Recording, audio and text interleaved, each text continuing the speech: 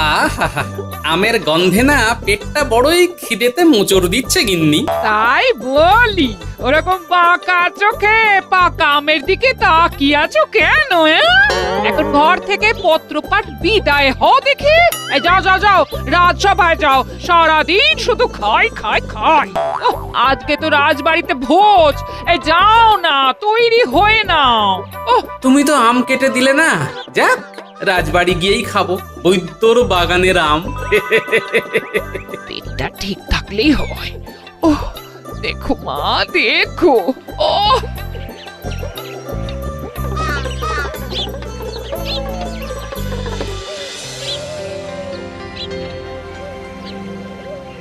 প্রতি বছরের মতো এই বছরও আপনাদের মহারাজ তার সভাসদদের কাজের প্রতি সন্তুষ্ট হয়ে একটি ভোজসভার আয়োজন করেছেন। সকলে পেট ভরে খাবেন, কেউ কোনো লজ্জা করবেন না কিন্তু। আমিও লজ্জা করব না। লজ্জা তো নারীর অলংকার, আপনি কেন লজ্জা পাবেন? গোপাল, তুমি একটু খাওয়ার সময় মহারাজের দিকে নজর রেখো। ওনার যে বয়স হচ্ছে, উনি সে কথা ভুলেই যান। তুমি মহারাজের পাশেই বসো গোপাল। রানী, অনেক হয়েছে, আর হাতে হাঁড়ি ভেঙো না তো। এবারে গরম গরম লুচি, আলুর দম, রসগোল্লা, কালো জাম আর ভালো আম দিতে বলো।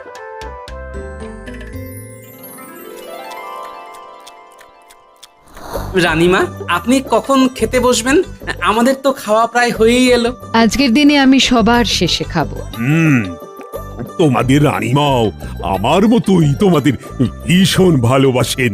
সকলের পেট ভরেছে তো, আবারও বলছি, কেউ লজ্জা পাবেন না। জব্বর খেলাম। বেশ বেশ, এবারে আসছে রাজবৈদ্যর বাগানের আম। ধন্যবাদ বৈদ্য মশাই।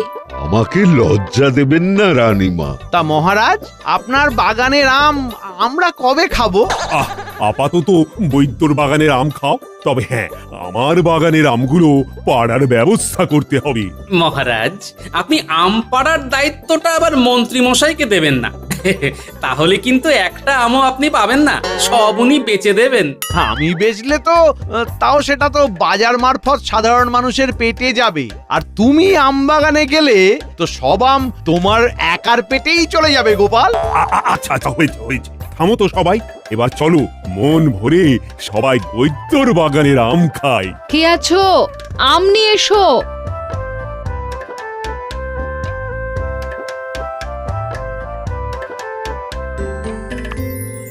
ও বাবা, মহারাজের পাতে কত বড় আমের চাকলা, কত ছাড়া আমার পাতে দিতে পারলো না। আহ আহ, কি মিষ্টি আম গো বৈদ্য।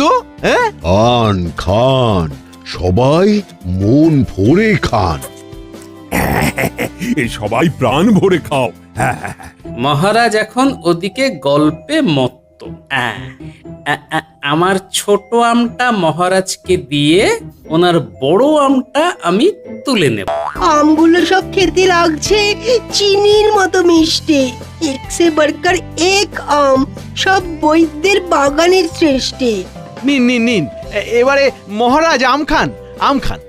আমটা আমায় অদল বদল করতেই হবে। ওহ ভগবান, আজ তোমার পরীক্ষা দেখি।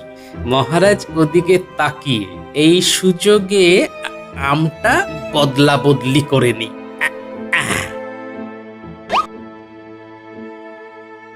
কি কি? হ্যাঁ, গোপাল আম চুরি করে নিচ্ছে, তাও আবার মহারাজের পথ থেকে। দাঁড়াও দাঁড়াও, এবার গোপাল তোমাকে আমি দেখাচ্ছি, দাঁড়াও। আহ আহ, বেশ, হ্যাঁ, ভালোই মিষ্টি আম। তাহলে সবাই এখন যে যার বাড়ি গিয়ে ভাত ঘুম দাও। মহারাজ, আপনার পাত থেকে বড় আমটা গোপাল চুরি করলো, বুঝতে পারলেন না? গোপাল চোর? আগে আম চোর। আমচোর? তাহলে মন্ত্রী কি আমায় দেখে ফেললো নাকি? এই সেরেছে, তাই হবে। ও ভগবান, তুমি আমাকে পথও দেখালে, আবার ফাঁসিও দিলে। এ কেমন লীলা তোমার! গোপাল আবার কখন আম চুরি করে? আমি তো নিজের পা থেকেই আম খেলাম। একটু আগেই আপনি কথা বলতে ব্যস্ত ছিলেন, সেই সুযোগে আপনার আমের বড় টুকরো চাকলাটা সরিয়েছে। কিন্তু আমার আমের চাকলাটা তো ছোট ছিল। সেটা তো গোপালের হাতের খেলের জন্য হয়েছে মহারাজ। সে নিজের পাতের আমের ছোট টুকরোটা আপনার পাতে রেখে আপনার পাতের বড় টুকরোটা নিজে নিয়ে নিয়েছে। সে কি?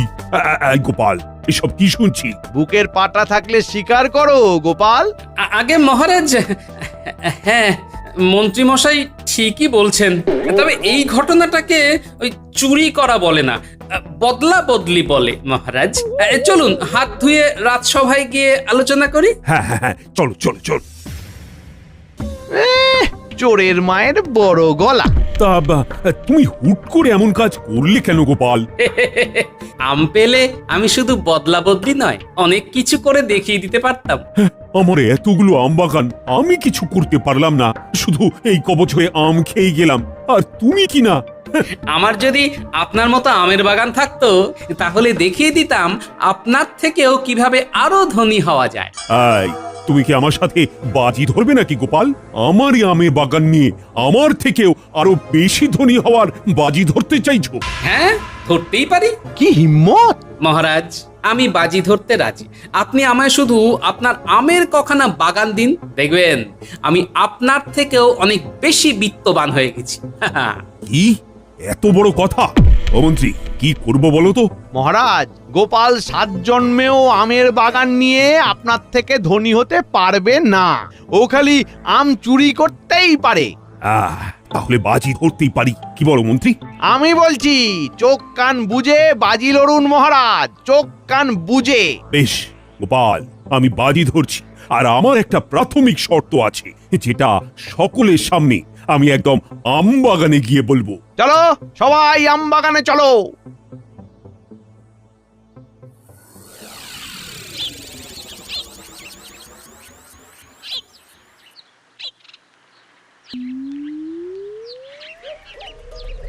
সকলের সামনে আমি আমার এই দক্ষিণের এবং ওই দিকের পূর্বের আমবাগান গোপালকে 3 মাসের জন্য অর্পণ করলাম।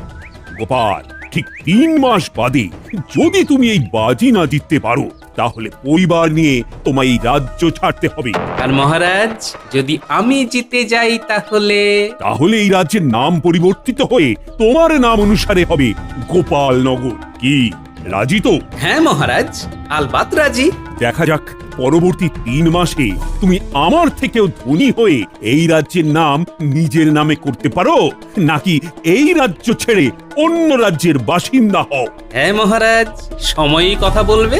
ঠিক 3 মাস বাদে মহারাজের সিন্ধুকে সঞ্চিত মোহর এবং গোপালের আয়ের মোহর গোনা হবে। দেখা যাক কে জেতে আর কে হারে।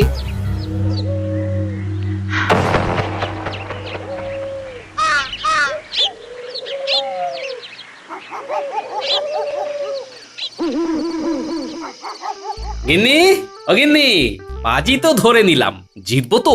দেখো জিতবে কিনা জিতবে সেটা আমি জানি না, কিন্তু তুমি যে বাজি ধরার সাহসটুকু দেখিয়েছ তাতেই আমি খুশি। হ্যাঁ হ্যাঁ, চেষ্টা তো করি। মাথায় একটা মোটামুটি পরিকল্পনাও করে নিয়েছি, বুঝলে? কাল থেকে লেগে পড়বো। গিন্নি, তোমাকেও কিন্তু এই লড়াইয়ে আমার সাথে সাথ দিতে হবে। এ তুমি না বললেও পাশে থাকবো, হ্যাঁ, আর বললেও পাশে থাকবো। তুমি আমার বড় ভরসা গিন্নি। বলছি মেয়ে জামাইটাকে একটু দেখে। ওহ, আবার সেই জামাইয়ের কথা। আচ্ছা আচ্ছা, বুঝেছি। বলছি এই কালকে কি তোমার সাথে ন্যাপলা গুলটেরা আম বাগানে যাবে নাকি? হ্যাঁ, ওরা তো আছেই। এছাড়াও আরো কিছু জনকে ডেকে নিয়েছি, বুঝলে? 2খানা বাগানের আম পাড়া কি 4টিখানি ব্যাপার।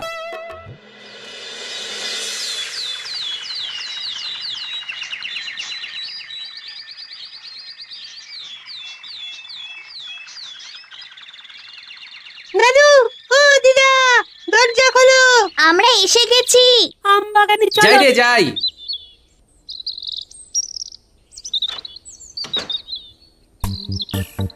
দাদু, তোমার কথা মতো আমাদের সবার জন্যই আমপাড়ার আঁকশি দেওয়া লাঠি এনেছি।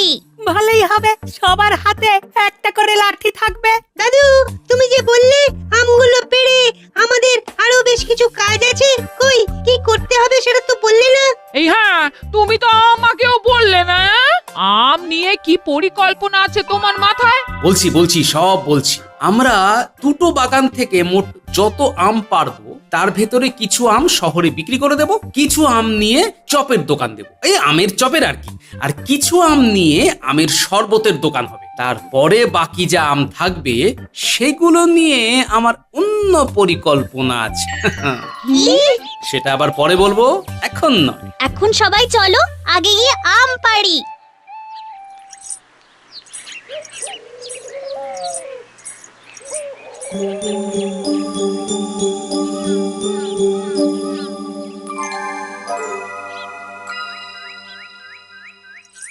কি মহারাজ, সকাল হতে না হতে মুখ এত গম্ভীর কেন? ছাদ থেকে দেখলাম গোপাল আম বাগান থেকে আম পেড়ে গরুর গাড়ি বোঝাই করে নিয়ে যাচ্ছে। মহারাজ, গোপাল আপনাকে টেক্কা দেওয়ার বাজি ধরেছে বলে মুখ ভার করে আছেন, নাকি আশঙ্কা করছেন গোপাল সত্যি সত্যি যদি আপনার থেকে ধনী হয়ে যায়? কি হয়েছে যদি একটু মন খুলে বলেন। আশঙ্কা করছি, সেই জন্যই তো মুখ ভার। আরে গোপালের মাথায় প্রচুর বুদ্ধি, সেটা তুমি তো জানোই। যদি সে সত্যি সত্যি বাজি জিতে যায় তাহলে কৃষ্ণনগরের নাম বদলে গোপালনগর হয়ে যাবে। ভাবো তো কি লজ্জা। উপরওয়ালাকে ডাকুন যাতে আপনার মান সম্মান বজায় থাকে।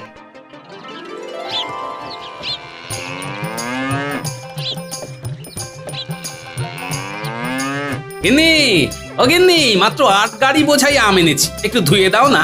মা, বাবা, টুকি, আমি আপনাদের বাড়িতে একটু ঢুকি। এই কে কে কে রে? গলাটা খুব চেনা চেনা লাগছে। মা, আমরা। ওহো মা, আয় আয় আয়, এসো এসো বাবা জীবন, এসো, আয় মা আয়। উফ, ভালো আছেন বাবা? একটু আগে পর্যন্ত ভালোই ছিলাম বাবা, কিন্তু এখন অসুস্থ বোধ করছি বাবা। অসুস্থ লাগছে? ভগবানকে ডাকুন, কার যে কখন কি হয়। মনে হচ্ছে ঠিক সময়ে এসেছি। কি কি বললে? আর তোমরা এখন এইখানে? কি ব্যাপার? হাওয়া বদল করতে চলে এলাম টুকুস করে। কদিন থেকে তারপর যাব বাবা। দেখো তোমার কদিন যাতে আবার বেশি দিন না হয়। বাবা, এই দালানে ভর্তি আম যে, কি ব্যাপার? আমি কি একটু খাবো? না বাবা, এইগুলো খাওয়ার জন্য নয়। বাবা, একটু বলো না কি হয়েছে? আসলে মা, আমি মহারাজের সাথে বাজি ধরেছি বুঝলি। বলেছি ওনার থেকেও ধনী হওয়ার ক্ষমতা আমার আছে। বলেছি ওনার বাগানের আম নিয়েই আমি আমার ক্ষমতায় অনেক কিছু করে ওনাকে ধনী হয়ে দেখাবো। ও বুঝেছি, তা এগুলো ওনার বাগানেরই আম, তাই তো? হ্যাঁ মা, এই আমগুলো নিয়ে কিছু শহরে বিক্রি করব, কিছু আম নিয়ে শরবতের দোকান দেব, আর কিছু আম নিয়ে আমের চপের দোকান খুলব। তারপর অবশিষ্ট আমগুলো দিয়ে আম তেল, আমের আচার, আম সত্ত্ব। বাবা, এইগুলো করতে অনেক লোক লাগবে তো। তারপর 1-2 দিন অন্তর অন্তর আরো আম নিশ্চয়ই আসবে। হ্যাঁ মা, আম তো আসতেই থাকবে, তারপর ঝাড়াই বাছাই ধোয়ার ব্যাপারও আছে। এদিকে অত লোকও নেই, কি যে হবে তাই ভাবছি বুঝলি। কিচ্ছু ভেবো না বাবা, আমি আছি, তোমার জামাই আছে, ও সব আম ধোয়া বাছা করে দেবে। আমি এখন আম ধোবো? শুধু আম ধোয়া নয়, অনেক কাজই করতে হবে, চলো। যাক, ভগবান মুখ তুলে চেয়েছেন।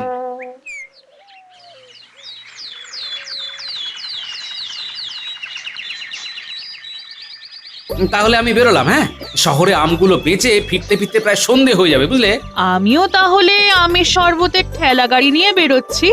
আমি আর জামাই তাহলে বিকেলের দিকে আমের চপের দোকান খুলতে যাব। হ্যাঁ, সবাই সাবধানে থেকো, মনে রেখো এই লড়াইটা আমাদের মাস 2-3 ধরে করতে হবে। আমরা কখনোই ব্যবসার থেকে অর্জিত টাকা নিজেদের কাজে লাগাবো না। যা রোজগার হবে তাই দিয়েই আবার ব্যবসার মূলধন অর্থাৎ আম কিনবো। মহারাজ ভেবেছেন তুমি একা কি করবে? এখন আমরা সবাই সবাই তোমার পাশে আছি। হ্যাঁ,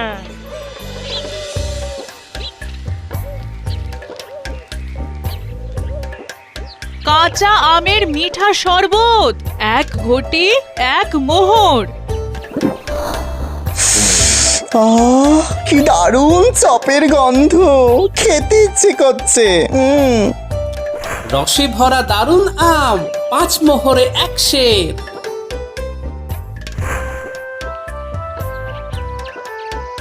35,999। আর এই একটা তাহলে হলো সর্বমোট 36,000টা মোহর। আমি ভাবতেই পারছি না গো। বাবা, 1.5 মাসের মধ্যে এই, তাও আবার 2খানা আম বাগান নিয়ে। কষ্টের ফল। হ্যাঁ, আমি ভাবছি আরো 2খানা আম বাগান কিনে নিই, বুঝলে? বর্ষাকাল আসছে, এইবারেই তো আসল খেলা শুরু হবে।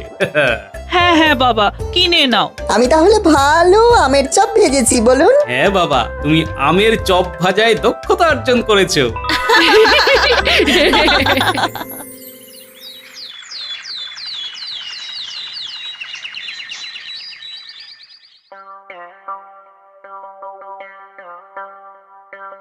কি ব্যাপার গোপাল, এখন রাজসভায় যে? কি ব্যবসা লাটে উঠলো নাকি?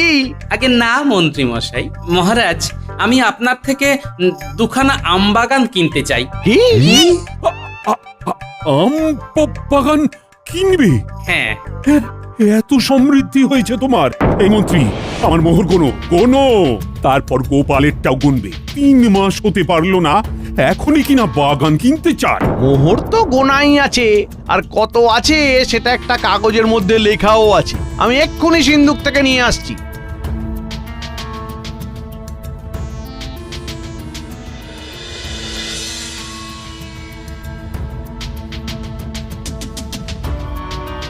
মহারাজ, আপনার সর্বমোট 36,500। এবারে গোপালেরটা দেখো।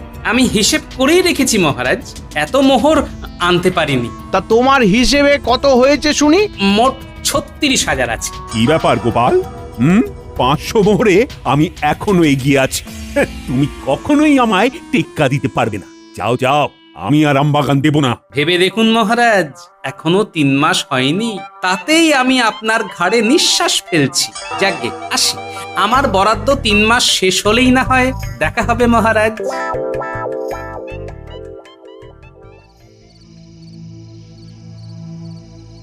কি ব্যাপার গিন্নি, সারা বাড়ি অন্ধকার করে বসে? মন খারাপ লাগছে গো, এই মেয়েটা চলে গেল। হ্যাঁ, তুমি সারাদিন কোথায় ছিলে?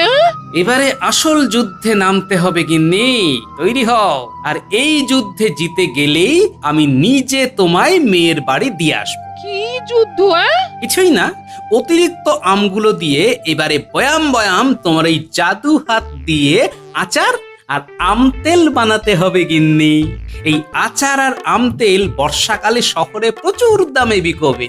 হ্যাঁ, বলো কি, আমি আম দিয়ে নানা ধরনের আচার বানাবো। হ্যাঁ, আমি আজ শহরে গিয়ে সব খোঁজ নিয়ে নিয়েছি। তোমাকে সাহায্যের জন্য 4 জন মহিলাকেও বলে এসেছি। এছাড়া আমিও হাত লাগাবো। কাল থেকেই অভিযান শুরু।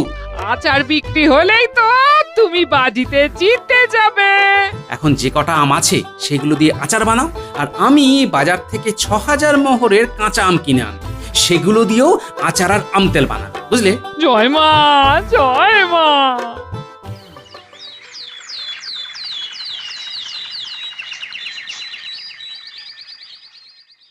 কি ব্যাপার, গোপালের মুখে এত হাসি যে? আগে বিজয়ের হাসি। গোপাল, এত স্পর্ধা, এত আত্মবিশ্বাস ভালো নয়। মাঝে মাঝে আত্মবিশ্বাসটা প্রকাশ্যে আনা ভালো মহারাজ। গোনা শুরু করো খাজাঞ্চি, আগে আমারটা করো। জোরে জোরে গুনবে। আই মন্ত্রী, তুমি খেয়াল রাখো। 1 2 3 50,000। মহারাজের সর্বমোট 50,000 মোহর। এবারে গোপালেরটা গুনো। চিন্তা নেই খাজাঞ্চি, চিন্তা নেই। তোমায় 50,000 অবধি এবার গুনতে হবে না।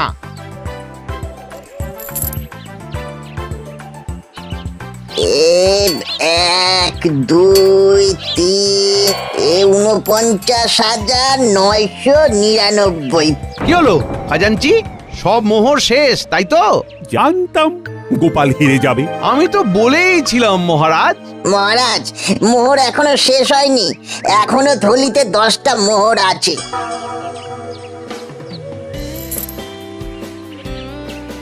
মানে গোপাল দাদা সর্বমোট 50,000 9খানা মোহর। তার মানে গোপাল জিতে গেল?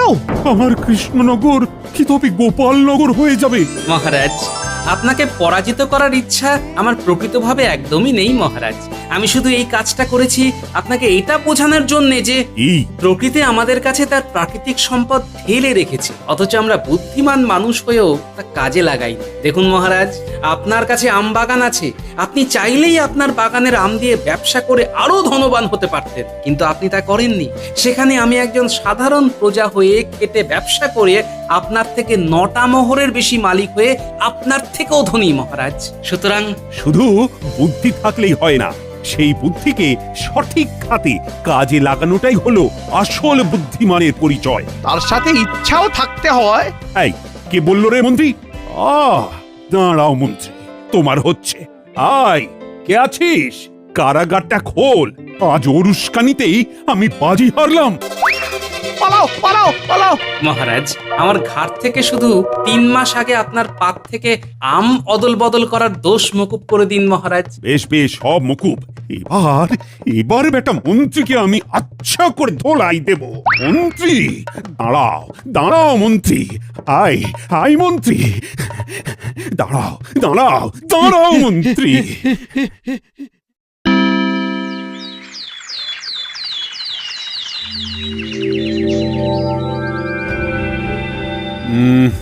না, কয়েকদিন ধরেই একটা চিন্তা মনের মধ্যে কেমন যেন খচখচ করছে।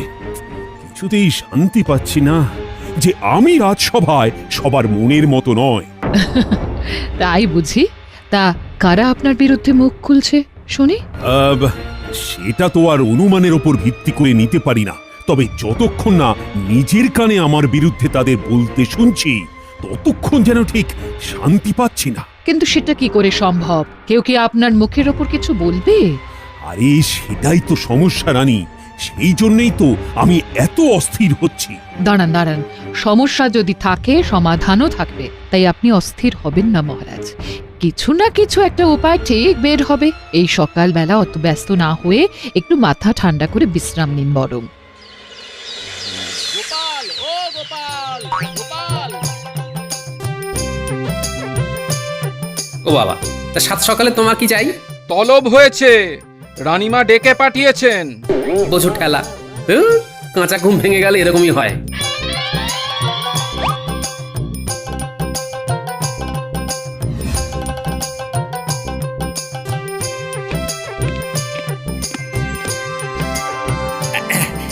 এসে গেছি রানীমা।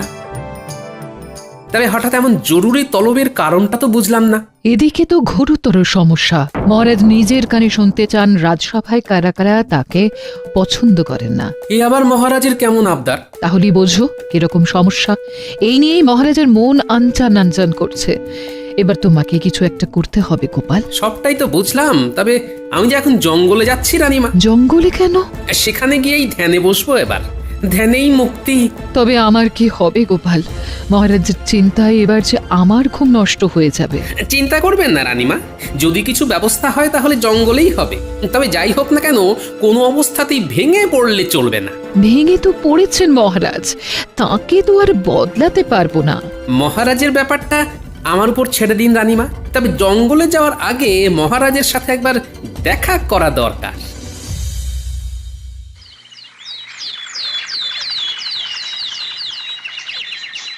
মহারাজ আজও যেন কেমন মন মরা হয়ে আছেন, মনে হচ্ছে কোনো মানসিক অশান্তিতে ভুগছেন। মহারাজের মুখ দেখে তো তেমনই মনে হচ্ছে। তবে আপনার উদ্বেগের কারণ জানতে পারলে আমি সব একেবারে ঠান্ডা করে দিতে পারি। হ্যাঁ, না না, তেমন কিছু নয়, তবে শরীরটা বড় একটা ভালো যাচ্ছে না। শরীর নিয়ে ভাববেন না মহারাজ, আমার এক ওষুধে আপনার গা ম্যাচ ম্যাচ সব ঠিক হয়ে যাবে। শরীরে নয়, আমার তো মনে হচ্ছে মহারাজের রোগ মনে। আর এই সময় গোপালও নেই। গোপাল তো শুনলাম জঙ্গলে গিয়ে ধ্যানে বসেছে। এই সব গোপালের ভাঁওতাবাজি, খালি ফাঁকিবাজি ধান্দা। তবে মহারাজ অসুস্থ বোধ করলে কয়েকদিন বরং বিশ্রাম নিন ভালো করে। হ্যাঁ হ্যাঁ, আমি না হয় এই কদিন সামলে নেব ওই দিকটা। আমিও তো তাই ভাবছি। তবে দুবেলা না হলেও প্রতিদিন অন্তত একবেলা রাজসভায় আসার আমি চেষ্টা করব। চাপ নেবেন না, কাজ তো থাকবেই, তবে শরীরটাও তো দেখতে হবে। আপনি যত কম রাজসভায় আসেন ততই ভালো মহারাজ।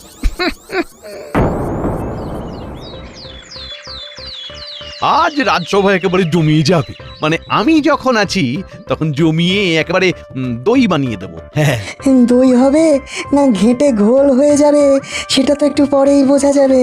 মন্ত্রী মশাই যে উত্তম রূপেই সভা পরিচালনা করতে পারবেন সে ব্যাপারে আমি নিশ্চিত।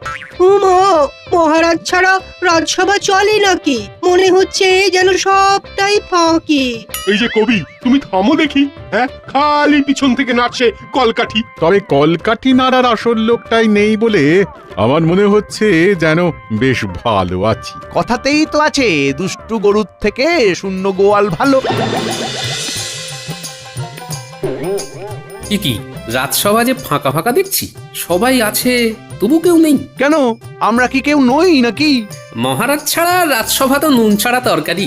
আর তাছাড়াও আমার যে মহারাজকেই দরকার। সে তো না হয় বুঝলাম, কিন্তু এই যে শুনলাম তুমি বনে গেলে, তাহলে সঙ্গে করে কাকে আবার নিয়ে এলে? হ্যাঁ, আমারও তো কৌতূহল হচ্ছে ইনি কে? ওই বনে গিয়েই তো একটা চমৎকার হয়ে গেল। চমৎকার? কি রকম চমৎকার গোপাল? গভীর বনে গিয়ে সবে ধ্যানে বসার তোড়জোড় করছে, অমনি এনার সঙ্গে দেখা। দাঁড়াও দাঁড়াও দাঁড়াও, তুমি যেমনই তোর জোর করো এনাকেও যেন আমার খুব চেনা চেনা লাগছে। লাগবেই তো। ইনি যে মহারাজ কৃষ্ণচন্দ্রের দাদা শুভ্রচন্দ্র, বহু বছর গুরুগৃহে কাটিয়ে এখন ফিরছেন। ফেরার পথে আর কাউকে না পেয়ে তোমাকেই ধরলেন? না ধরে উপায় কি, ফিরতে গিয়ে জঙ্গলে পথ হারিয়ে ফেলেছিলেন, ভাগ্যিস দেখা হয়ে গেল, না হলে যে কোথায় কোথায় ঘুরতেন। উনি তবে মহারাজের দাদা? সবাই কেমন দেখছি দেখো, যেন বোকা হাঁদা। তোমার যেমন স্বভাব সবেতেই ফোড়ন কাটা। সে যাই হোক, উনি যখন এসেই পড়েছেন তবে ওর থাকার ব্যবস্থা করে ফেলতে হবে।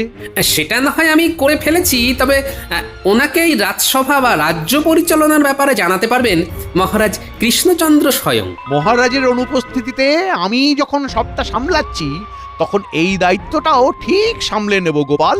ওনাকে যা জানানোর আমি জানিয়ে দেব।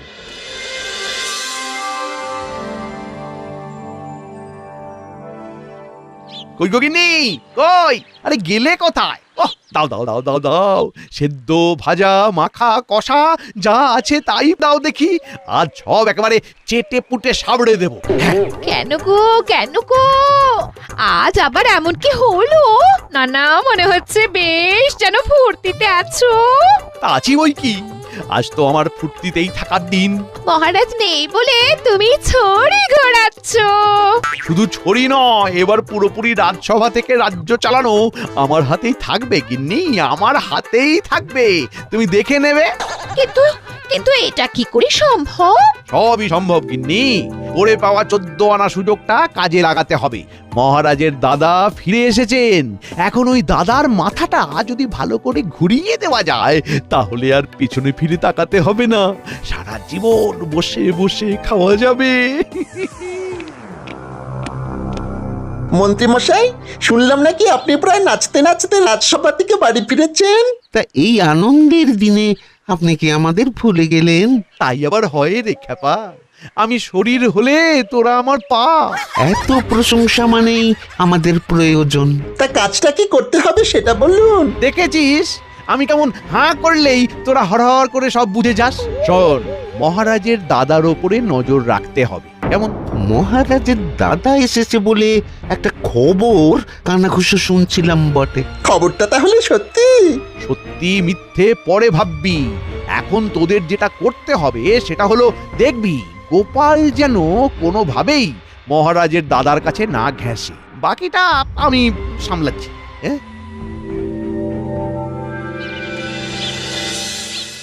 না পারবো না, তোদেরকে আমি সামলাতে পারবো না। হ্যাঁ, আমরা কি তোমাকে সামলানোর কথা বলেছি?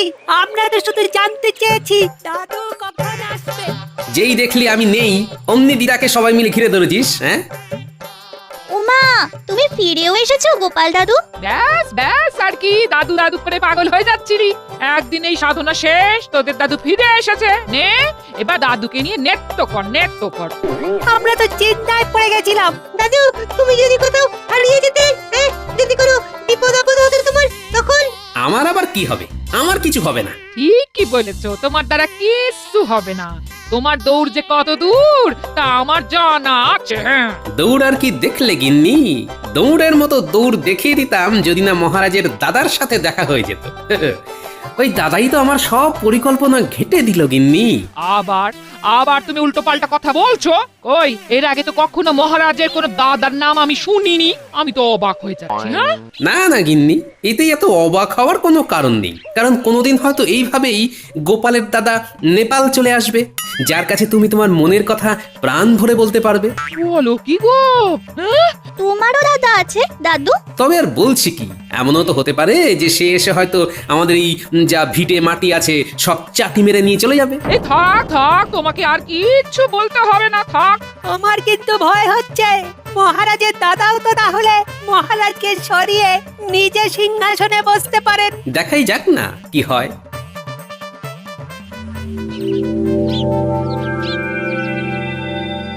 আপনি কিচ্ছু ভাববেন না, আমি একেবারে সঙ্গে করে নিয়ে আপনাকে সব দেখিয়ে দেব। হাজার হোক মহারাজের দাদা বলে কথা, আপনার তো আর অসম্মান হতে দিতে পারি না। এসব কথা থাক মন্ত্রী, তুমি আমায় বলো দেখি কৃষ্ণচন্দ্র কেমন রাজত্ব চালাচ্ছে? আর খুব একটা ভালো কিছু তো আমার ভাইয়ের পক্ষে করা সম্ভব নয়। আপনি একেবারে আমার মনের কথাটা একেবারে টেনে বের করে এনেছেন। আহা, টানাটানি আর আমি কোথায় করলাম? কৃষ্ণচন্দ্র তো সবকিছু টেনে নিয়ে নিল। কিন্তু টেনেই বা কি হলো? রাজা হিসেবে মহারাজ কৃষ্ণচন্দ্র তো একেবারেই অদক্ষ। বলো কি, তাই নাকি? তবে আর কি বলছি, আমি ছিলাম বলে মহারাজ এই যাত্রায় উতরে গেলেন কোন ক্রমে। না না না না, এইভাবে কি আর রাজ্য পার চলে? কি করে চলবে আপনিই বলুন? মহারাজ তো এমনিতে ভীষণ বদরাগী, তার উপর আবার খালি খালি আরাম আয়েশ করে দিন কাটান। এ ব্যাপারে তুমি নিশ্চিত? আপনি তো নিজের চোখেই দেখছেন। এই যে এখন এখন কেমন মহারাজ শরীর খারাপের বাহানা দিয়ে রাজপ্রাসাদে শুয়ে বসে আছেন।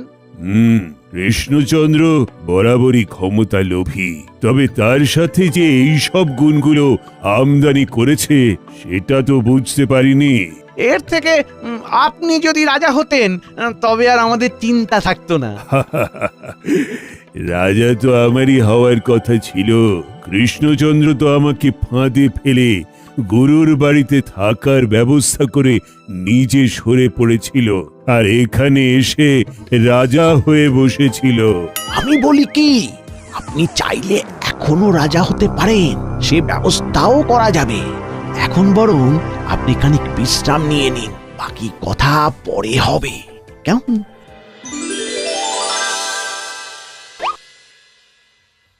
ও, মাত্র কিছুটা সময় রাজসভায় আসিনি, তাতেই মনে হচ্ছে যেন কতদিন হয়ে গেল। মহারাজ এলেন বলে সবাই যেন আলো ফিরে এলো। ভালো ভালো, তেলা মাথায় তেল দেওয়া, এটাই ভালো। এই সব ছেড়ে মন্ত্রী তুমি আমায় বলো দেখি, রাজ্যে সব ঠিকঠাক চলছে তো? সেসব নিয়ে আপনি ভাববেন না মহারাজ, এদিকটা তো আমি দেখছি।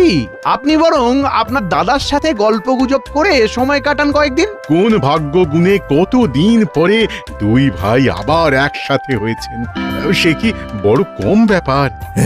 আমি তো ভাবতেই পারিনি যে আবার দাদার সাথে দেখা হবে, আর দাদা যে এখানে কোনোদিন আসবে সেটা তো আমার কল্পনারও বাইরে।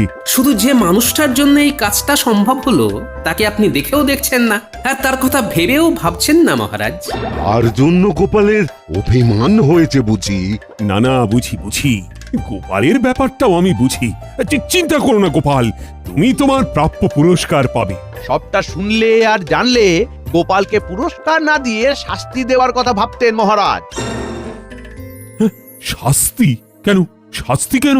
কারণ গোপাল তো আসলে খাল কেটে কুমির ডেকে এনেছে মহারাজ। আপনার দাদা তো এখন রাজা হওয়ার কথা ভাবছেন, দেখি এবার আপনি কি করে সামলান। বলো কি, দাদার তবে মনে মনে এই বাসনা আছে? মনে হচ্ছে মন্ত্রী মশাইয়ের কাছে হাড়ির খবর আছে। আছেই তো, আছেই তো। আর তাই আমি এটাও বলতে পারি যে মহারাজ চাইলে এই আপদকে সরিয়েও ফেলতে পারেন, তবে তার জন্য কিছু খরচ করতে হবে, এই যা। না না না না, যা খরচ হয় হোক মন্ত্রী, তুমি যে কোনো উপায়ে আমার দাদাকে এখান থেকে তাড়ানোর ব্যবস্থা করো। ও গোপাল, তোমার মনে মনে এই ছিল? হ্যাঁ, মহারাজ কি একেবারে উৎখাত করে ছাড়বে? চিন্তা করবেন না সেনাপতি, যে উৎখাত করবে সে আবার রক্ষাও করবে। মাঝখান থেকে কয়েকজন শুধু চিৎপাত হয়ে যাবে, এই আর কি।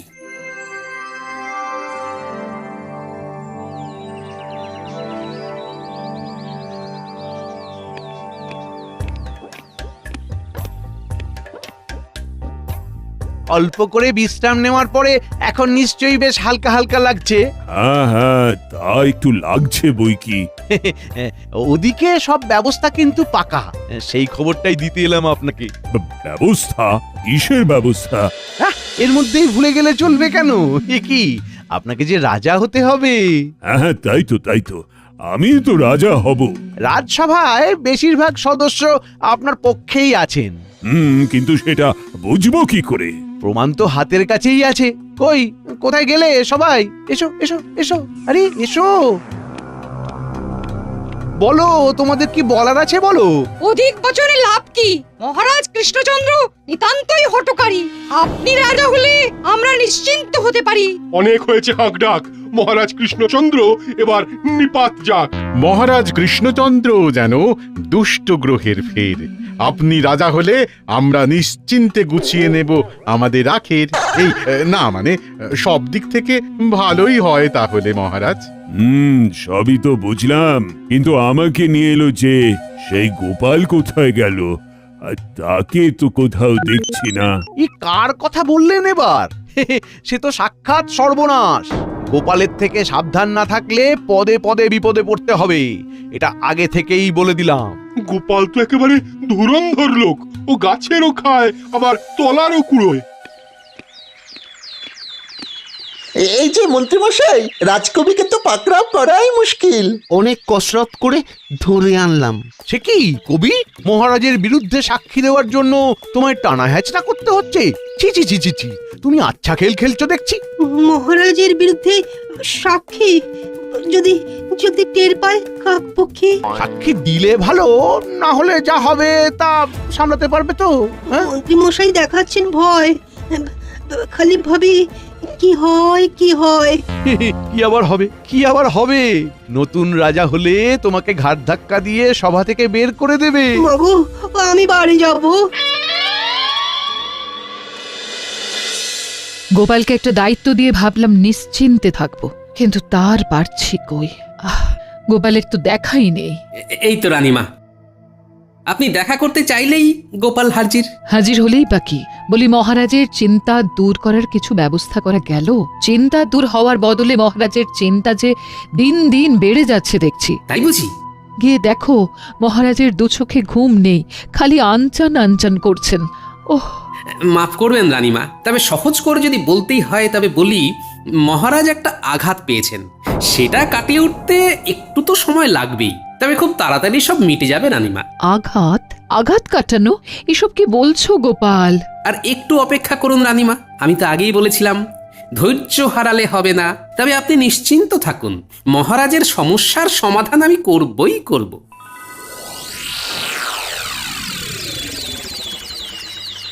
আমরা সবাই চলে এলাম, অথচ মহারাজের দেখা নেই। ব্যাপারটা কি? তবে কি মহারাজ এখনো কয়েকদিন বিশ্রাম নেবেন?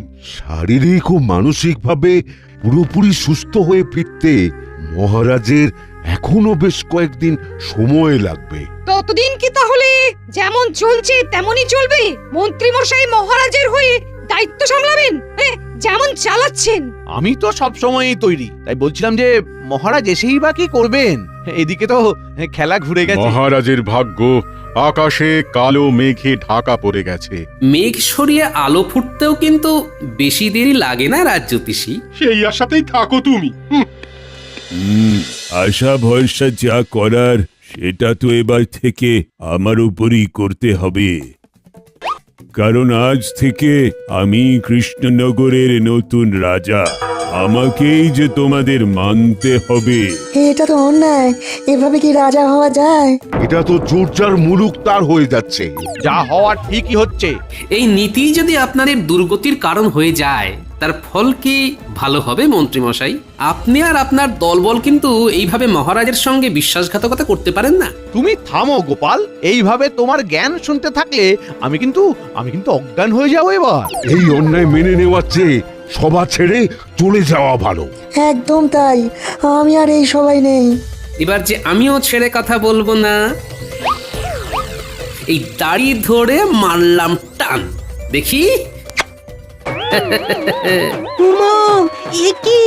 এই যে আমাদের প্রিয় মহারাজ কৃষ্ণচন্দ্র, দেখো কাণ্ড। যারা বিদ্রোহ করছেন তাদের এবারে রাজসভায় থাকা চলবে তো? ব্যাপারটা কেমন হলো? তার মানে মহারাজ আর মহারাজের দাদা একই লোক? সে আর বলতে, মহারাজের দাদার কথা কুসমিন কালেও কেউ শুনেছে কোথাও? খাসা বুদ্ধি গোপাল, কিন্তু এমন বুদ্ধি তোমার মাথায় এলো কি করে? বাড়িতে গিন্নির সাথে ঝগড়া করতে করতে এই একই অঙ্গে দুটো রূপের পরিকল্পনাটা প্রথম মুখে মেরেছিল মাথায়। তারপরে মহারানীর কাছে যখন শুনলাম মহারাজ নিজে কানে শুনতে চান রাজসভায় কে কি বলে তার নামে, তখন টপ করে কাজে লাগিয়ে দিলাম। তার মানে বনে সাধনা করতে যাওয়ার ব্যাপারটা সত্যি নয় গোপাল? যাবো ভেবেছিলাম বটে, তবে যাওয়া তো আর হলো না। মহারাজের সাথে পুরো পরিকল্পনাটা ছকে ফেলে রাজপ্রাসাদেই ঘাপটি মেরে থাকলাম এক রাত। আর তারপর এই কৃষ্ণচন্দ্রই শুভচন্দ্র হয়ে এসে তোমাদের তাক লাগিয়ে দিল, আর যারা যারা মুখোশধারী তাদের মুখোশও খুলে গেল। আমি তো মানে মহারাজ, মানে এমনি না, মানে ওই মন্ত্রী মশাইয়ের কথা মতো, মানে একদম ওই কর্তার ইচ্ছাই কর্ম, মানে মন্ত্রী মশাই যেমন বলেছেন। মন্ত্রী মশাইয়ের ভয়ে কি বলতে কি বলে ফেললাম মহারাজ। আমাদের কোনো দোষ নেই মহারাজ। ও, এখন হাতি কাদায় পড়েছে বলে সবাই মিলে আমাকে পদাঘাত করা হচ্ছে না? যত দোষ সব আমার। আর তোমরা কি? তোমরা কি ধোয়া তুলসী পাতা? থাক, নিজেদের মধ্যে কাদা ছোঁড়াছুড়ি বন্ধ কর। কে আমাকে নিয়ে কি ভাবে সেটা একেবারে দিনের আলোর মতো আমার কাছে স্পষ্ট হয়ে গেছে। যারা যারা বলছিলে মহারাজ কৃষ্ণচন্দ্র নিপাত যাক, তাদের অবস্থা আমি চিচিং ফাঁক করে ছাড়বো। এবারের মতো ছেড়ে দিন মহারাজ, আর কখনো আপনার সম্বন্ধে কোনো কথা বলবো না মহারাজ। মাফ করে দিন মহারাজ। আর এই রকম হবে না মহারাজ। না, আমি যে কতটা বাজে সেটা এবার কাজে করে দেখাবো তোমাদের। তবে এইভাবে সবার মুখোশ খোলার বুদ্ধি যার, সেই গোপালকে কিন্তু আমি পুরস্কারে ভরিয়ে দেব। সত্যি গোপাল, জব্বর একটা উপায় বের করেছিলে বটে। আসলি হোক আর নকলি হোক, মহারাজের জয় হোক।